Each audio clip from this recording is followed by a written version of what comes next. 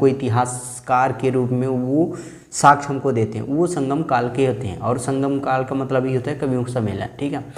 अब संगम काल का जो टाइम पीरियड है वो कहाँ है, तो टाइम पीरियड 300 ईसा पूर्व से लेके 300 ईस्वी तक होता है। पार्टिकुलर कौन सा एरिया में होता है, तो पर्टिकुलर एरिया अगर आप जियोग्राफी उठा रहे हो तो आपको तुंगभद्रा और कृष्णा नदी के बीच में जो भी राजा आएंगे, चोल, चेर, पांड्य वगैरह जो भी आएंगे राजा, वो उस पर्टिकुलर एरिया में संगम काल होता है, ठीक है ना। तो पहला टाइम, दूसरा क्षेत्र और तीसरा संगम किसे बोला जाता है। ये 3 चीज़ें आपको इसमें देखने को मिला। चौथी चीज़ है जिसमें इसमें लिखा हुआ है 8वीं सदी में 3 संगमों का वर्णन हुआ है।